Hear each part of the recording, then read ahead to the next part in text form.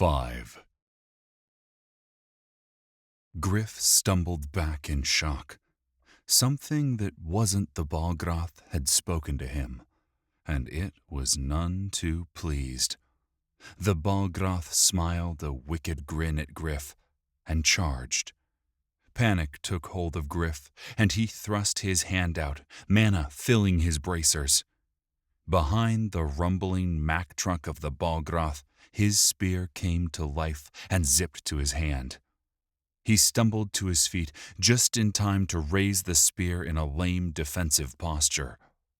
The Balgroth's fist came crashing down upon Gryph's upraised spear, and he barely kept his grip as it crushed him to his knees.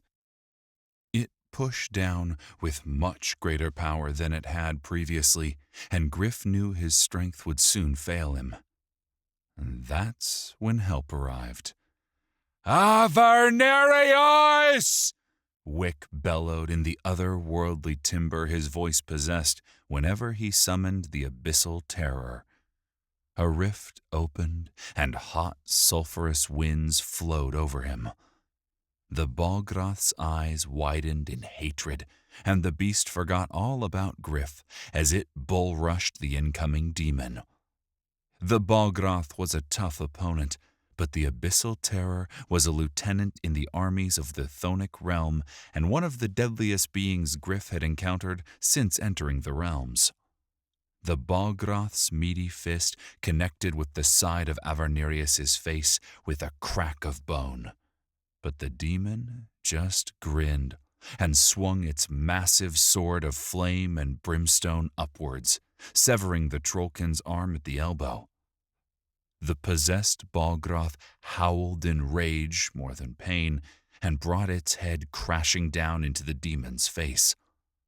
The hell beast's wide nose split, gushing hot black blood across both creatures. The demon stumbled backwards, and the Balgroth leapt. Gryph gripped his spear and backed away from the battle of titans. He glanced towards his friends to see Tifila holding her hands above her head, a shimmering golden shield protecting her and Ovrim, who knelt by her side, blood dripping from several wounds. The phase panther moved in and out of existence, trying to push through Tifila's defensive protections, but having no luck.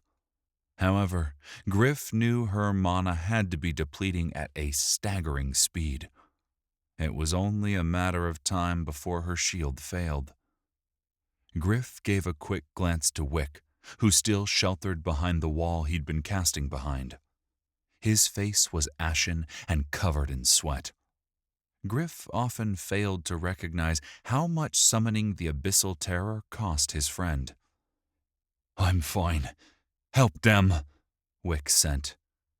Gryph nodded and turned back to his other friends.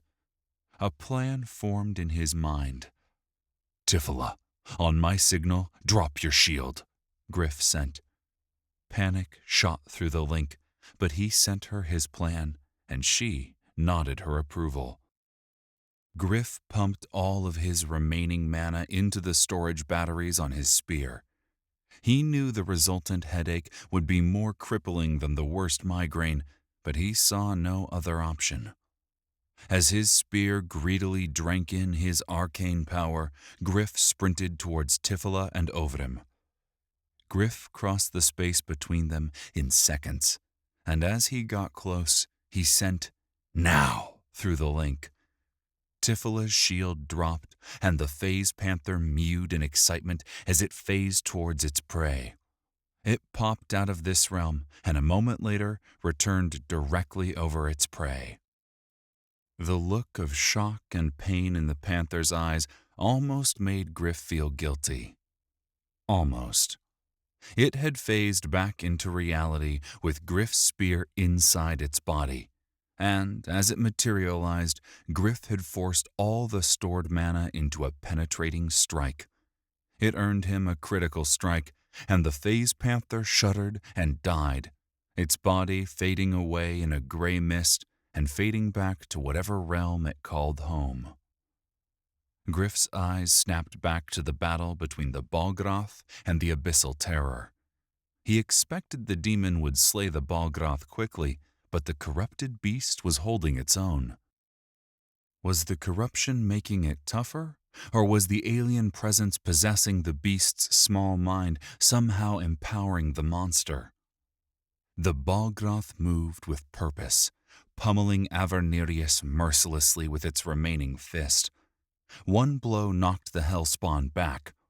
The Balgroth howled and leapt at the demon, but Avernerius whipped his hand out and caught the Balgroth by the throat. The demon squeezed, and bones crunched. Avernerius started to chant in its infernal language and pulled the Balgroth in close. Gryph recoiled from the putridity of the hellspeak, and his mind twisted. Then, blessedly, the words stopped, and a corona of flame erupted from the demon's hand, roasting the corrupted monster's head and neck. The Balgroth grinned and opened its mouth, not in pain, but as if it were preparing to feed. A tendril of glowing magma-orange energy exploded from the Balgroth's mouth and snapped down Avernerius's throat. Unearthly laughter chortled from the Balgroth's throat as the orange energy flowed through Avernerius. A moment later, the Balgroth's head exploded in a halo of gore and bone. A low chuckle rose, somewhere at the edge of Gryph's hearing. It flowed over him and disappeared as the Balgroth died. The now headless corpse slithered to the ground, and the demon fell to one knee. An odd silence fell over the woods. Tifila was helping Ovrim to his feet as Wick walked up next to Gryph. "What are they waiting for?" the gnome whispered. Gryph gazed towards the woods, where dozens of corrupted beasts waited, staring and snarling at them. "I don't know, but we'd better be ready." Avernerius stood, and the same stone-crushing laughter that had come from the Balgroth chortled from its teeth-lined maw. It was clear the demon's mind was no longer its own.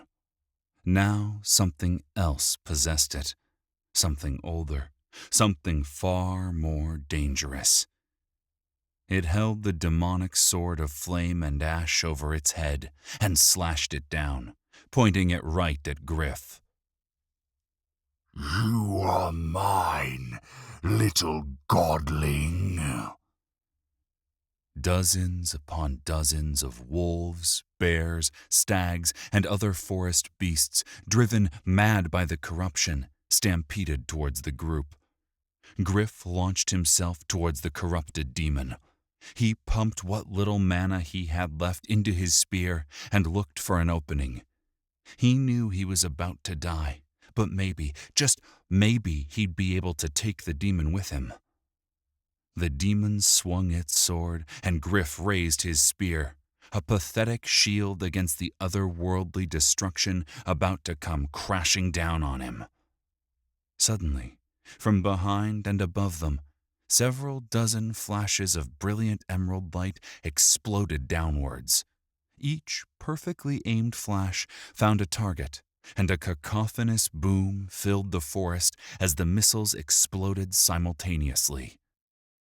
Arcane energy tore limbs from running bodies, shredded chests and torsos, and ruptured skulls. The first wave of attacking beasts fell, most dead on impact, while those unlucky enough to survive whimpered in agony.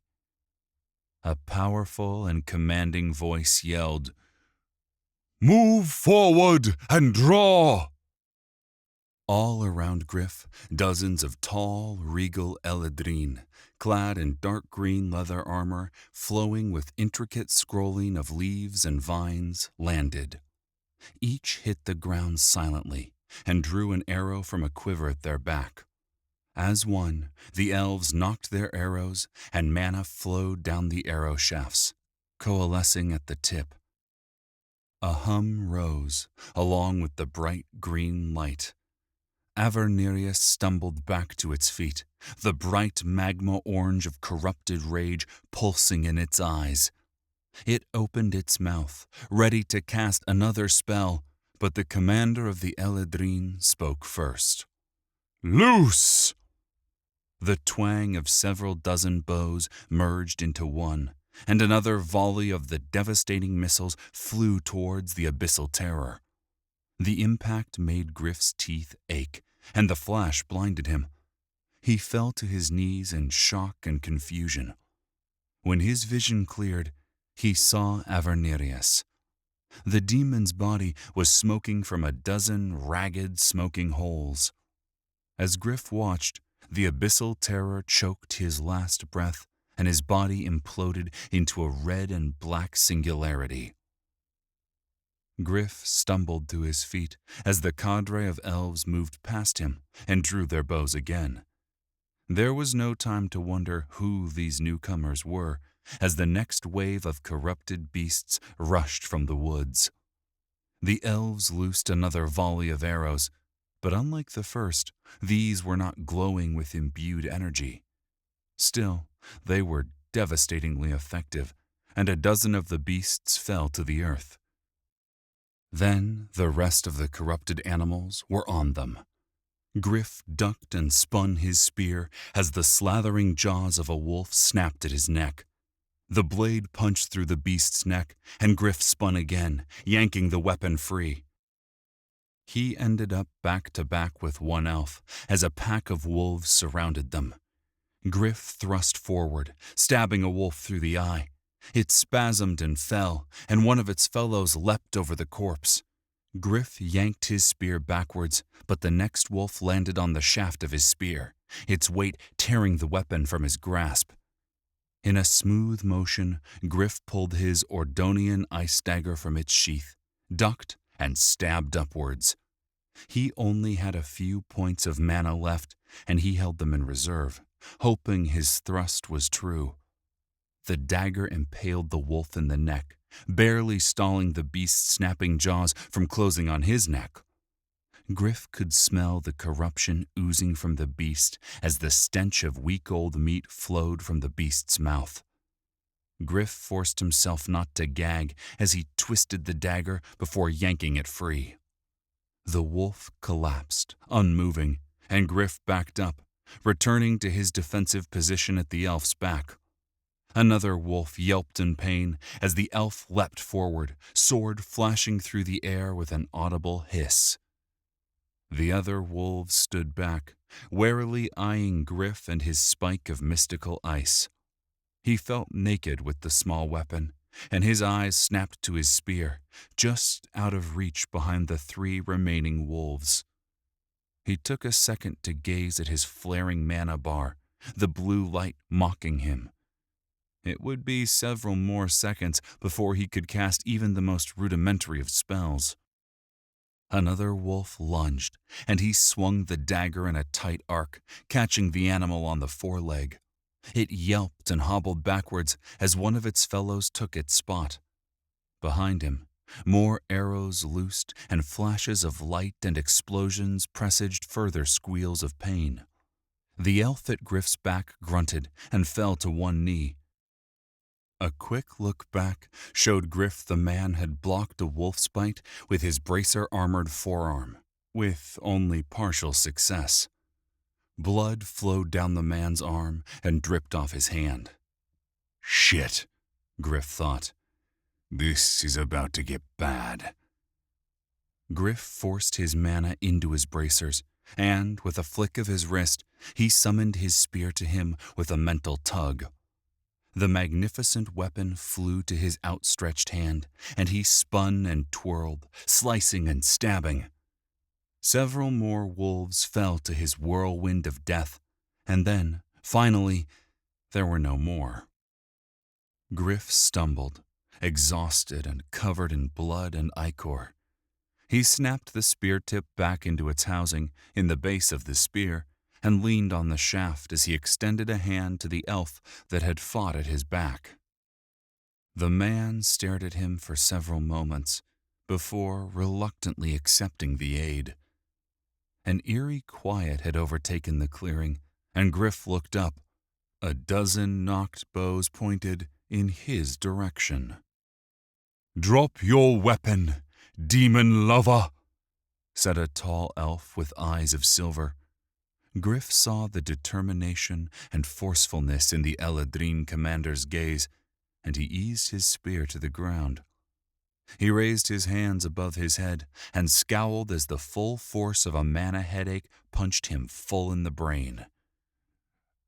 Any of you guys have any Advil?" Gryph asked with a grin. He barely saw the flash of movement as the Eladrin commander lashed out with the butt of his spear, cracking Gryph in the temple.